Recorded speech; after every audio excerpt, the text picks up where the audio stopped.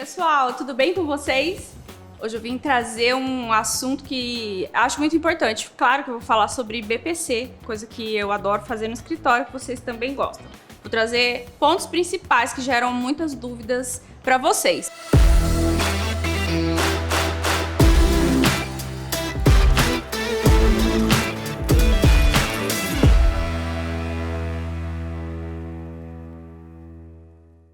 Primeiro eu quero falar que o benefício de prestação continuada tem caráter assistencial e tem uma lei só para ele. É a lei da LOAS, Lei Orgânica da Assistência Social, de número 8742, de 1993. Eu sei que aqui tem muitas lives, tem muita questão que a gente aborda sobre o BPC, vocês sempre me trazem perguntas sobre o BPC, que vocês sabem que eu faço muito. Mas a primeira coisa que eu falo para vocês é que tem que ler e conhecer a legislação para depois você aplicar cada caso concreto sobre BPC. BPC tem muito por aí, BPC é uma gama de cidadãos que precisam saber que eles têm esse direito, precisam saber que eles têm acesso a um advogado e que eles podem pagar por um advogado bom que saiba o que está fazendo no final da demanda. Bom, dadas essas dicas, eu vou entrar em dois pontos principais, como eu tenho feito aqui nesses IGTVs rápido aqui na Prev TV. A primeira coisa que eu quero falar sobre a composição do grupo familiar. Quem é que compõe o grupo familiar? Originalmente, o grupo familiar está lá no artigo 20 da Lei 8742. E lá diz que, gravem isso, tá? A primeira dica para quem compõe o grupo familiar é quem mora na mesma casa. Quem reside sob o mesmo teto. Quem mora na mesma casa pode ser a mãe, uma família normal, a mãe, os filhos, o pai. Mas aí a gente tem algumas ramificações que são excluídas do grupo familiar por ordem da jurisprudência, por ordem da própria Lei 8742, de portarias que sobrevieram depois. Quem são essas pessoas excluídas? O filho maior de idade que mora no mesmo teto e que tem sua própria família. Aquela renda do filho maior de idade vai poder ser dividida com todos. Digamos que o seu cliente, a sua cliente, seja um idoso que mora nessa casa com a filha maior de idade, que tem 4 filhos, não trabalha, somente o esposo trabalha. Então a renda per capita desse esposo vai entrar no cálculo da renda, no cômputo da renda dessa sua cliente? Não vai entrar, gente. Ele sustenta 4 crianças mais a esposa. E você tem uma idosa para pedir um BPC dentro dessa casa. Outra dica importante que eu quero dar, no caso do BPC, especificamente, vai acontecer muito gente que mora no mesmo terreno. Ah, meu filho mora no fundo da casa. Eu pago a luz, ou eles têm gato, coisa que acontece. Aqui a gente chama de gato, que é aquela extensão que não é legal, né? Que não chega até lá. E isso acontece muito, é muito comum em pedidos de BPC. Então, essa pessoa que tem uma casa lá no fundo, que reside, é sustentada por um pai, por uma avó, que tem uma aposentadoria, que pode ter uma renda de até um pouco mais alta do que a renda que diz a legislação, que a gente sabe que é abaixo de 1/4 do salário mínimo. Hoje em dia não é mais nem igual a 1/4 do salário mínimo, ela tem que ser abaixo de 1/4, que hoje é R$ 275 per capita. Per capita significa por cabeça. Então, pode ser até um pouco mais alta do que isso, digamos, a renda dessa pessoa que é a dona da casa, que cede essa residência para alguém morar nos fundos.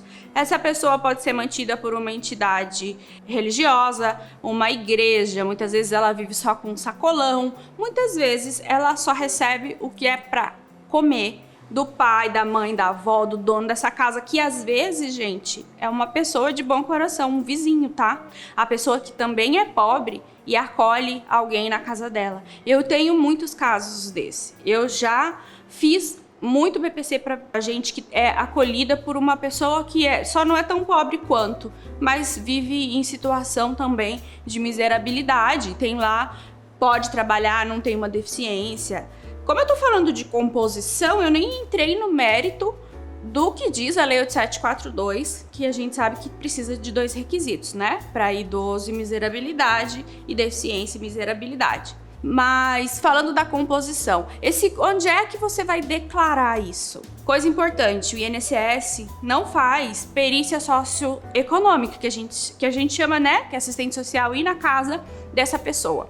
Essa perícia é feita pelo INSS em sede administrativa por uma assistente social. Então, todo pedido de BPC ele vai passar por 2 perícias, uma médica e uma assistente social, que na verdade é uma entrevista, ela vai preencher os requisitos. E para isso é obrigatório que ele leve junto com ele esse seu cliente que você está requerendo benefício para ele tem que levar o CAD único. É obrigatório por lei, tá? Estipulado. Senão você vai acabar tendo um benefício indeferido por falta de documento, que a gente não quer nunca, né? Por falta de documento, por falta de cumprimento de exigência. A gente quer um mérito para poder judicializar, para poder recorrer, seja o que for. Onde é feito esse CAD único, Juliana? O CAD único é feito e emitido pelo CRAS, Centro de Referência de Assistência Social. Aqui em Cuiabá, na capital do Mato Grosso, onde eu atuo, a gente tem ele em alguns bairros. Tem vários CRAS aqui. Provavelmente aí onde você está também, se for uma cidade pequena, tem um único CRAS, 2 CRAS. Então, é lá que a assistente social vai fazer essa entrevista. Muito cuidado com os dados que o seu cliente ou você que estiver acompanhando esse cliente, que eu sempre falo que a gente tem que saber a necessidade e a hora de acompanhar esse cliente para fazer esse CAD único, tá? Então, muito cuidado na hora de preencher esse CAD único. Quem é que compõe esse grupo? Não adianta tirar o seu Joãozinho, que é companheiro dela, não tem como provar que é casado, porque ele tem uma renda de R$ 1.600, e esse benefício dela ser indeferido, e lá na frente a gente precisar judicializar e ocorrer uma perícia socioeconômica, em que a assistente social vai verificar, tirar fotos e anexar no processo judicial que o seu Joãozinho mora com ela. Cuidado na hora de fazer o CAD único. Ele pode ser alterado, professor? Outra pergunta que eu sempre recebo. Pode ser alterado a qualquer tempo, inclusive pela internet, pelo site do Ministério da Cidadania. Você pode mudar isso aí, em tese, tá? Pela legislação, ele é obrigatoriamente atualizado a cada 2 anos. O seu cliente tem obrigação disso. Quando você terminar um processo com um cliente assim, concedeu o BPC, você chamou ele no escritório, sacou retroativo, seja administrativamente ou judicialmente, você vai informar para ele que esse benefício é revisto a cada 2 anos. Eu já disse particularmente que não conheço ninguém que teve o benefício cessado por critérios de deficiência ou por critérios de idade, que a gente não vai entrar no mérito aqui, e que são extremamente importantes.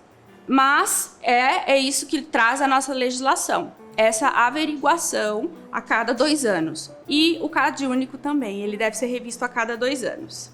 Nessa revisão obrigatória, ele não pode sumir, ele não pode esquecer, porque senão o INSS vai mandar uma cartinha para ele, especialmente agora que estamos na vigência do pente fino. Mandar uma cartinha pedindo atualização de dados, que isso inclui uma atualização de CAD único, ele vai especificar normalmente, tá? O INSS vai especificar o que ele está requerendo naquele momento. Isso pode ser feito antes dos 2 anos? Pode. Tem acontecido dentro dessa seara que a gente vive agora no pente fino. Informações que você vai trazer. Quando for lá no CRAS, levar todos os documentos das pessoas que compõem o grupo familiar, né? Então, filhos menores de idade, maiores inválidos, cônjuge, companheiro que vivem em união estável. Lembrando que filho maior de idade não vai entrar nesse cômputo aí. E agora, recentemente, tivemos a portaria 1282, do dia 22 de março, em que a autarquia fica obrigada a excluir do cômputo da renda no BPC já idosos, tá? Maiores de 65 anos, se estiver no cômputo da renda do grupo familiar. Eles não podem acrescentar isso como eles estavam fazendo, e deficiente. Gente, essa parte do idoso já é uma coisa bem consolidada e, assim, eu ouso dizer que para fins judiciais isso não vai mudar muita coisa, porque a gente já consegue isso, é a nossa luta, é a nossa briga, excluir BPC, que não é renda, aliás, BPC é um benefício assistencial, como é que vai ser contabilizado como renda, né? É uma bolsa, uma espécie de ajuda, partindo desse princípio bem simples de se pensar, é fácil de se concluir essa situação que agora, com essa portaria, ficou consolidada dentro do INSS de maneira administrativa. Então, eles não podem mais computar como renda benefício assistencial ao idoso e benefício assistencial ao deficiente. Fiquem atentos a essa portaria, tem lá no meu Telegram, ela na íntegra, no meu Telegram oficial, para vocês lerem. Ela é pequenininha, façam questão de ler. Agora que vocês já têm a explicação de para que ela tá valendo. Ela tá valendo a partir do dia 2 de abril agora, para os pedidos feitos a partir do dia 2/4, ela já deve ser aplicada. Então, se vem lá e o indeferimento é porque a renda é superior a 1/4 do salário mínimo e tiver nesse cômputo benefício assistencial ao idoso ou deficiente, o INSS está equivocado. Talvez seja o caso de você pedir aí uma reabertura de tarefa, um caso que você consiga resolver administrativamente sem precisar recorrer ao judicial, só por causa desse indeferimento, que a gente já tem isso pacificado agora, a partir desse mês, a partir do dia 22 de março. Então, só para finalizar esse assunto de composição e de grupo familiar, composição de renda, que é uma coisa que pega bastante, judicialmente isso é bem flexível. Não esqueçam de analisar as jurisprudências aí onde vocês moram, no TRF que vocês trabalham, para vocês aplicarem a jurisprudência da TNU, do STJ, do STF, como eu trago para vocês aqui sempre, que isso já é uma posição, uma corrente bem majoritária dentro da jurisprudência nacional, a exclusão de rendas de um salário mínimo, inclusive de aposentadorias, tá, gente? Não se esqueçam disso, anotem aí. Agora, mais do que nunca, com a posição administrativa do INSS também. Então, temos a exclusão de rendas de um salário mínimo e de BPCs. Aproveitem o conteúdo e até o próximo Prev TV.